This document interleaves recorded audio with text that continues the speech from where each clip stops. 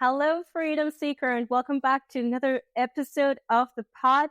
Today, we're talking about how your family dynamics might be showing up and negatively affecting your business and what to do about that.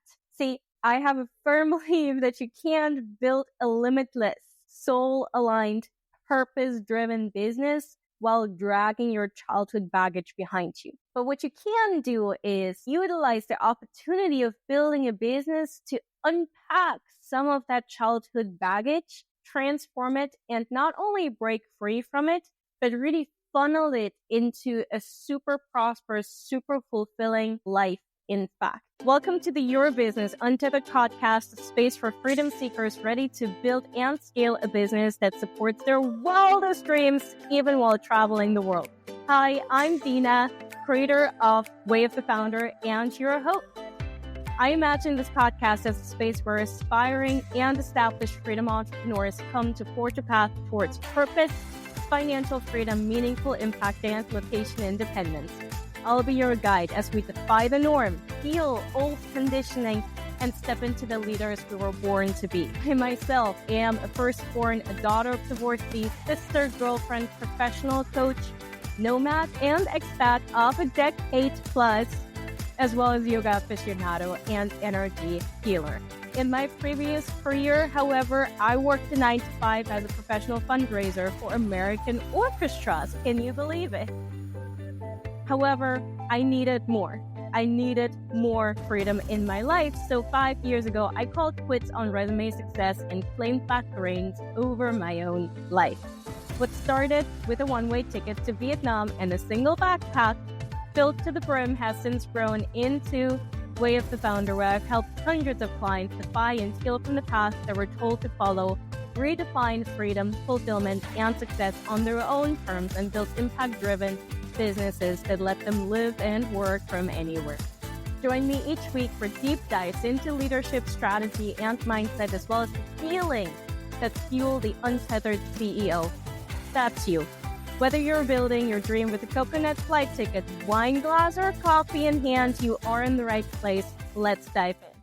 So, let me ask you, have you done all of the strategy, read all of the books, taken all of the courses, but you still find yourself over-explaining in sales calls? You still find yourself holding back on raising your prices, and you're still waiting for permission to take up space in your business, in your own business? And typically, if the answer to these questions is hell yes, first of all, keep listening. And second of all, it's typically not because you need to try harder or be more disciplined. It's most likely because your inner kid, your inner child is trying to earn approval from the people that have shaped who you are. So this shows up in a variety of different ways in our business. Perhaps you find yourself procrastinating launching your podcast because deep down you know that your mom would rip you apart if she heard you say the things that you want to say. Perhaps you keep undercharging for your offers, even courses, because your dad made sure that you grew up believing that money is evil and that rich people are greedy. And maybe you sweat through your shirt whenever you set a boundary with clients because your mom guilt-tripped you into never asking for what you need. Maybe you have made sure that you are, in fact, the bottleneck of your business because your dad told you that you have to work hard and avoid risks and stick to the path where you're a good girl and you're showing up, working hard. If any of this rings true for you, this episode is for you. What I want to offer first is some context here, of course, before we dive into what it typically is that's holding us back in business, how to find that thing, and of course, most importantly, what to do about it once you found it and identified the pattern or the belief that you created most likely during childhood that now you're recognizing thanks to the work that you've been doing, thanks to this episode, maybe thanks to future and further resources, how to turn that belief or that pattern that you created during childhood into something that's no longer holding you back, but propelling you forward in your business. Listen, I have yet to work with a single client who doesn't say any of the following things to me within weeks, not after months of working with me, but within weeks of beginning to work with me. And frankly, it's not just clients, it's also followers that just, lurk around or don't lurk around and very actively engage with me in my content. Typically, the people who follow me, they begin to engage with me whenever I post about some ways or a way or something in which our childhood baggage is holding us back in our business. I typically get messages like, wait a minute, this is way too relatable. How did you know? Well, it's because of this. I've yet to come across a person whose childhood trauma, patterns, beliefs don't show up in their business. So clients typically say, any variety, any version of the following things to me. I think my parents are embarrassed that I quit my job and live this unconventional life now. I'm afraid of what my mom would say if she saw this kind of post on my profile. I can't say this publicly because I'd make my dad upset. My mom really wants me to settle, so I think I'll move back, but I don't really like it there. Our childhood dynamics and patterns also show up in much more subtle ways, but I've become pretty good at spotting them. I can't stand working with this male client, or I can't stand working with male clients, period. They always trigger me.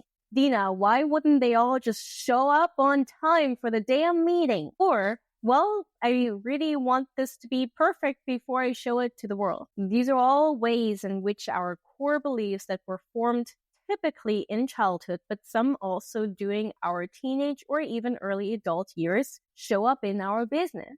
And when I hear these direct or subtle ways in which childhood shows up, I then ask, what or who does this remind you of? Or who do you want it to be perfect for? And it's typically mom or dad, or, when I say mom or dad, of course, I mean my maternal figure, my parental figure, like your guardian, the person who looked after you when you were a child, or the people who looked after you when you were a child. So right off the bat, I want you to take a moment here and check in with yourself. Is any of this resonating?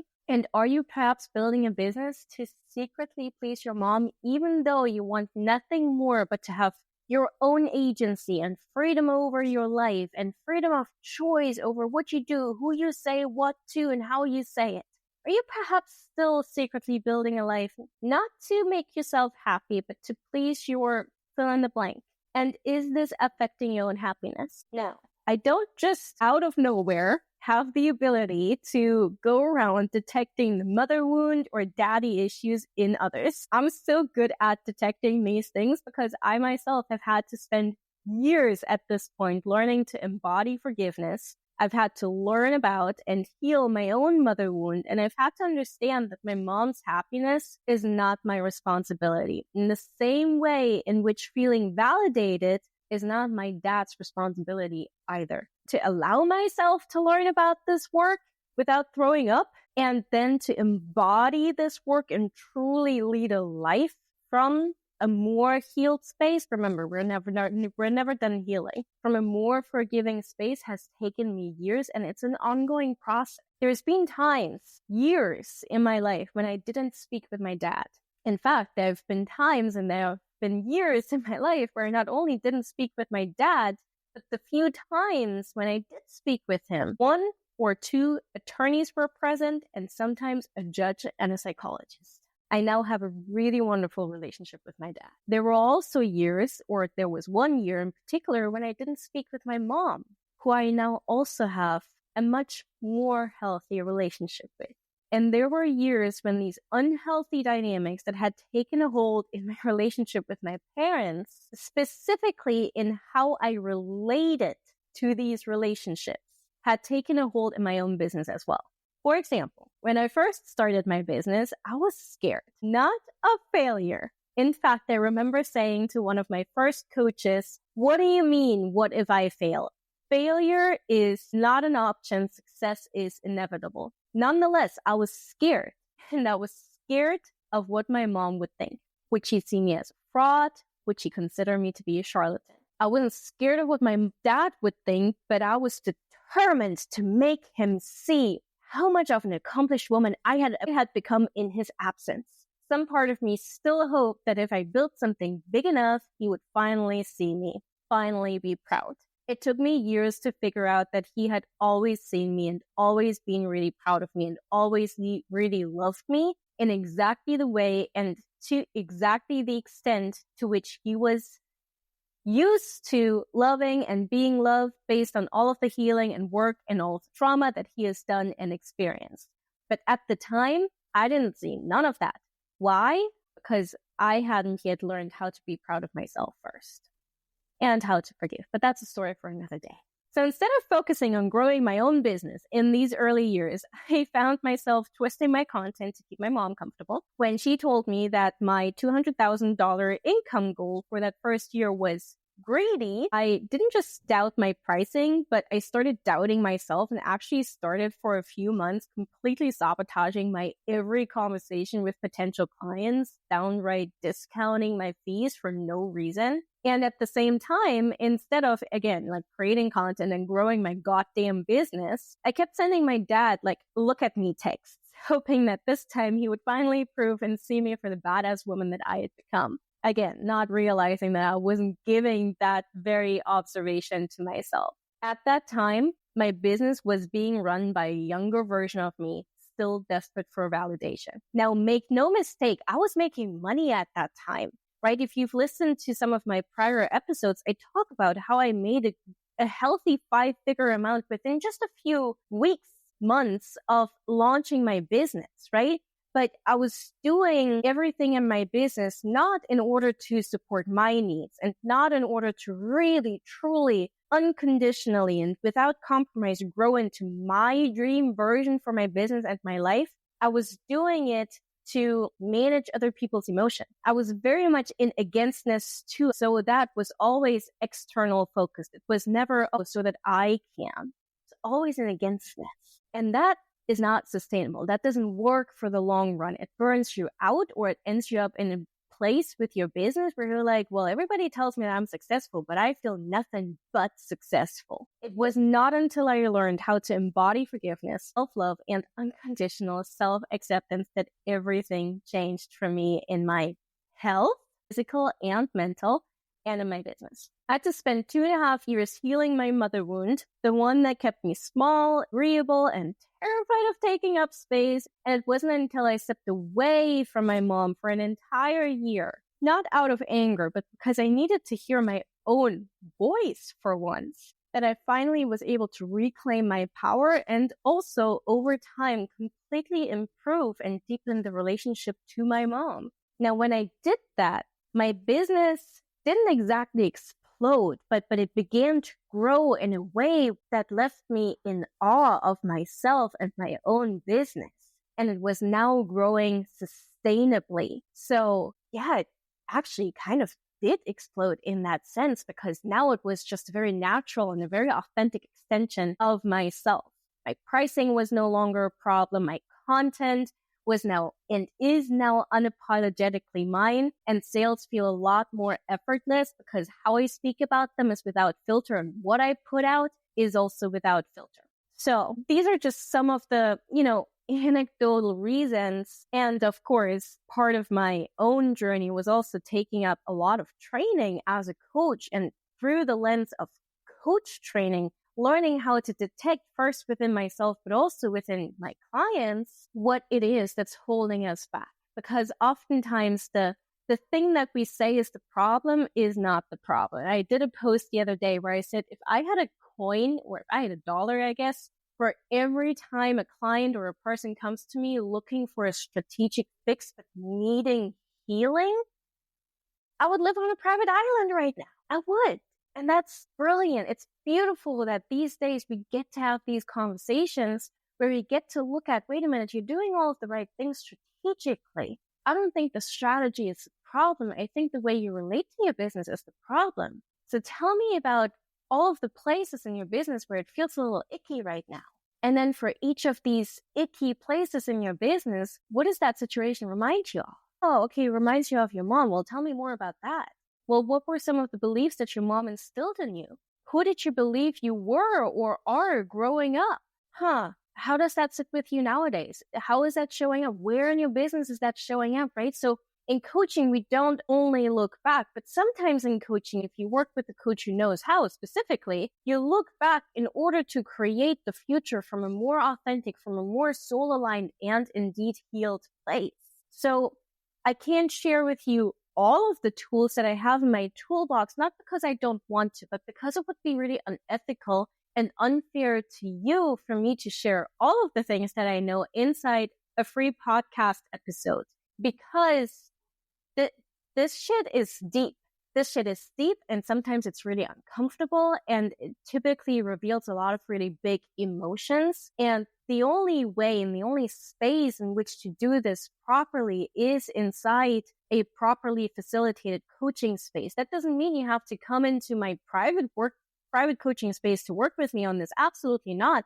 In fact, in just a little bit, I will share with you an opportunity to come into a much more accessible and for you very private masterclass. However, even within that masterclass, I can still very intentionally facilitate and co-facilitate with you, even if I'm not there live, a space which is much more conducive to working on this shit. So in order for you to not drop a dumbbell, in order for you to not, drive onto the wrong lane if you're listening to this in the car or whatever, I will share with you ways to begin to reveal the places where your inner child is running your business and not you, and give you some tools that you can safely begin to try on and implement in your business in your own time and by yourself.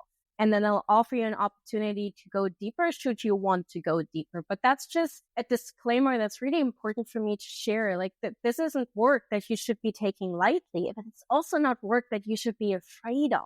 It's normal to be a little trepidatious about this work. I have complete empathy for that and compassion. And I remember that feeling of like, I feel like I'm being disloyal to my mom simply by looking at some of the dynamics that don't serve me right now. It took me years to get over just this one belief, right? So I have full empathy for you if you're feeling a little like, whew, just threw like a really heavy episode at me, but it's also a beautiful episode. The more you internally agree to do this work, the lighter you will feel. I promise you that. And this work, the beauty about this work is that you won't just see rewards of this work inside your business.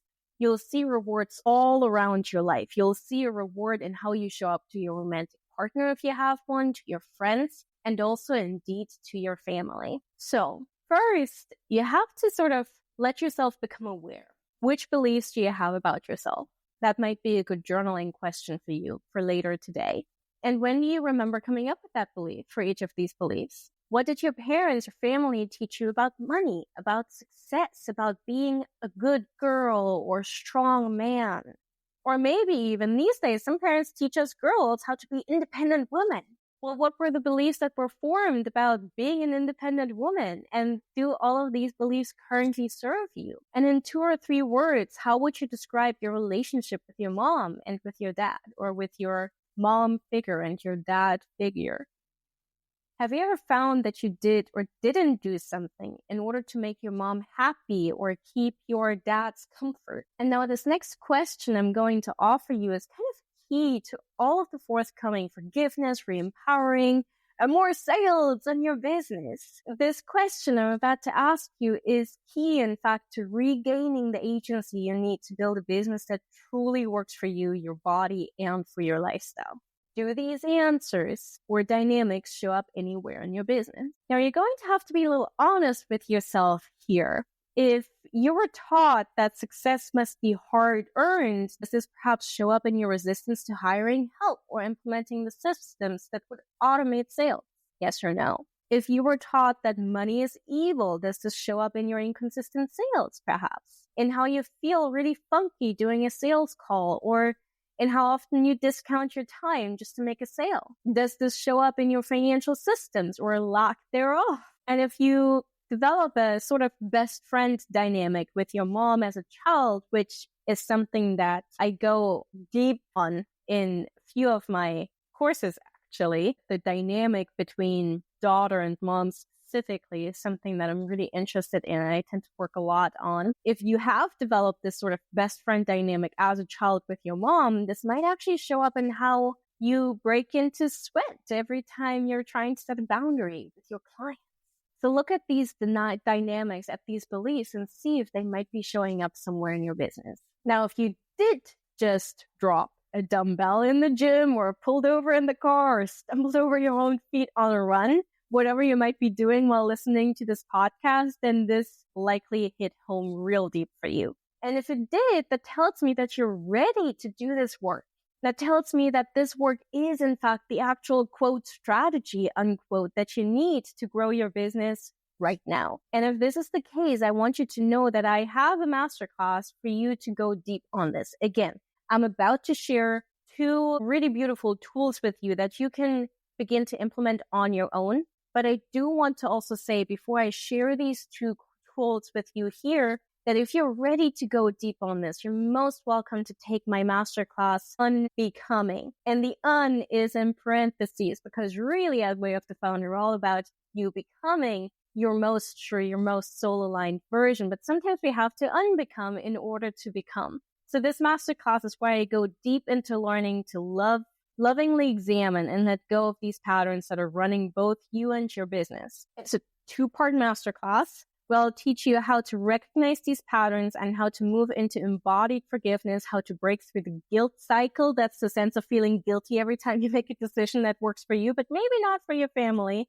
and how to lose the filter and fully step into your values and power in your content and business, and how to create strong boundaries that protect you and elevate your services, both within your family and your business. We also talk about how shifting your relationship with your parents doesn't actually require them to change and why this matters for your business overall. I truly love for you to experience this masterclass. I do believe that this is prerequisite for all soul-aligned entrepreneurs. And if you're ready for this work, the link to you for this masterclass, Unbecoming, is in the description. So let's go on. And I do want to just reiterate this really important point of coaching and guidance for you today.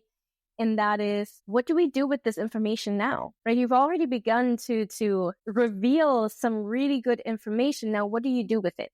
Again, this masterclass provides you with tons of processes and journal prompts and exercises, but today I'll give you 2.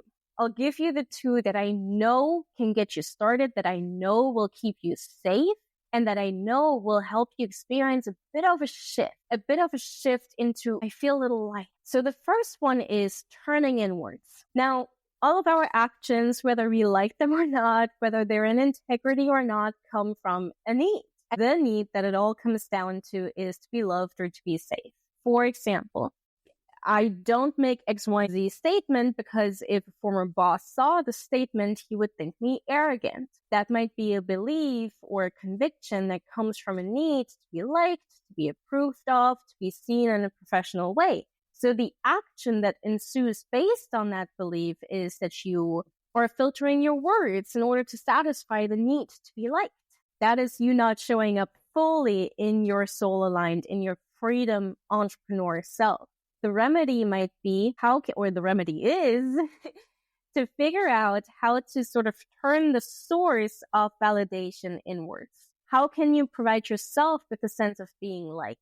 And a beautiful first way to do this is via affirmations, is by telling yourself you are unconditionally loved. I am unconditionally loved. And if this is something that's really hard for you, I recommend that you find some self-love affirmations on Spotify or anywhere where you get your podcasts by Louise Hay. Louise Hay from the Hay House Publishing House. She during her lifetime recorded just really beautiful affirmations that you can literally fall asleep to. And maybe you write out a few of the ones that you really like and begin to really speak them to you. Another example to help you with this idea of, can you turn it inward? Can you turn the source of love inwards?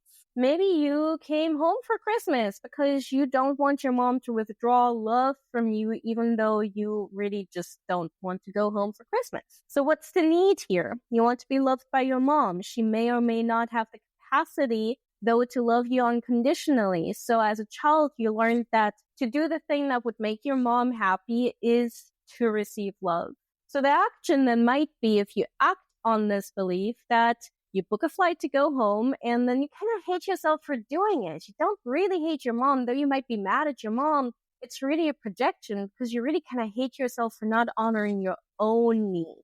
or for not figuring out how to love yourself. So you want to look at, okay, well, what's the need that I'm satisfying? What's my need that I'm satisfying by booking the flight just to keep mom happy? So the remedy might be, before you book anything, can you figure out what kind of love it is you want from your mom? Maybe it's a hug, maybe it's a nice present or a specific conversation. And in which ways can you give yourself exactly this kind of love before you even get on the phone with her? This is not to say that you have to become completely self-sufficient in receiving love, but you want to sort of take away the remote control from the people around you when it comes to love and go, actually, I'm doing this thing because I hope that I'm getting this kind of love. Well, how can you provide that kind of love to yourself first so that you're not fully emotionally dependent on the actions and reactions of other people? Yeah. So generally speaking, you want to figure out what it is that you yearn for from others and then find a way to give yourself that thing and that form of love first. And you can see how you can apply this to your call as well, to your business as well, right? Before the interaction, before the client call, before the call with your mom, what is it that you need? Are you seeking approval? Are you seeking for someone to tell you just how amazing you are? Well, be that someone. And the second thing, the second tool that you can begin to implement right away is keeping a bad girl journal. Even if you're a male listening to this, you get to do this.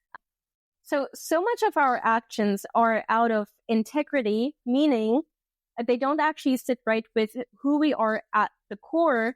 And they're typically out of integrity because we have been raised to be people pleaser. We were all raised to be people pleasers.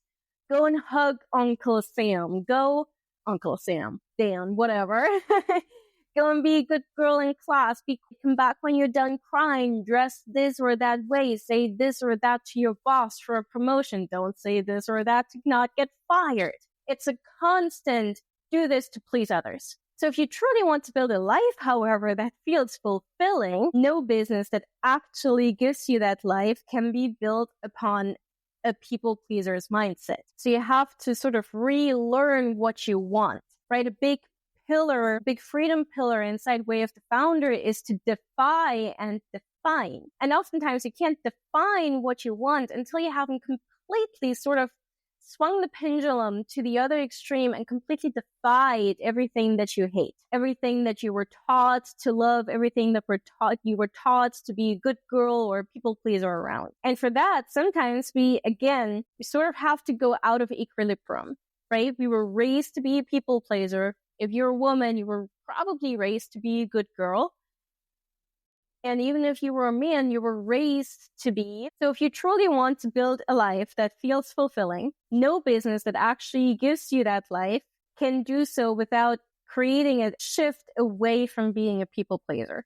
So you have to sort of relearn what you want. You have to relearn what you desire. You have to relearn and reconnect with even recognizing these desires. And for that, sometimes it's advisable to sort of swing the pendulum from one extreme, people pleaser, all the way to the other side in order to eventually find equilibrium. So open up your notes app or grab a journal and start a bad girl journal. And the question that the prompt for you is, if there were no repercussions, if you knew that there was no judgment, no jail time even, what would you do?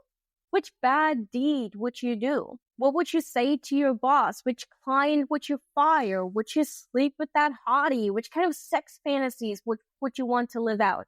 Whose office would you mess up? Whose laptop would you break into pieces? Who would you tell to go fuck yourself? And would you sneak into maybe first class with an economy ticket on a plane? I'm going to try and keep this PJ-13-ish, but the point is, go all out. We're not even necessarily bringing out the evil or our evil side here. We're just giving ourselves a chance to allow our deepest desires, pulses, to have a voice for a little while. And hear me, I'm not saying do all of these things. But if upon reflection, some of these things seem rather sane to do, in fact, it might seem unsane for you to not be doing them, then please go do them. But use your judgment. As you do this, notice if maybe, again, some of these bad girl protocol prompts are just actual desires that come to the surface. And if they do, and if doubt comes up, then run these desires through the previous exercise. Do you not want to do these because someone wouldn't love you anymore? And what kind of love is it that you're seeking from that particular person? And how can you give yourself that exact kind of love? All right, my dear, this is where I'll leave you for today. This work is not the most uncomfortable, but it is the work that if you've taken all of the courses, learned all of the strategy, and still don't see the progress that you thought you should or would see in your business, this is the kind of work that will move the needle. And it's likely, in fact, the strategy that you really need, and maybe the one that you know you need, but you've been a little afraid to let go of old beliefs, identities, and family dynamics. So I'd be so glad to support you inside the Unbecoming Masterclass if you're ready to step into this work. And you can, of course, reach out anytime with questions. I'll leave the link in the description. Let me know in the comments or in a review what you learned about yourself, about your business today. For now, I'm so proud of you for making this episode your daily listen. Thank you for trusting me with your time. I do not take your trust lightly. Let me tell you that. I love you so much. I mean it. Now go and create more freedom today than you did yesterday. Take good care. Thank you for listening to the podcast, Your Business Untethered, hosted by me, Dina, creator of Way of the Founder. I love hearing from you, so please drop me a DM on Instagram sharing your insights from this episode. And if you are ready to take the leap, my free guides, Plot Your 9-to-5 Escape in 7 days, and the Freedom Business Scorecard are in the show notes for you to grab. This episode created change for you? Please leave a review and be a friend and share this with a friend or colleague that you love. Until next time, please wake every day, seize the day, defy the norm, and create your very own type of freedom. I love you. I do mean it.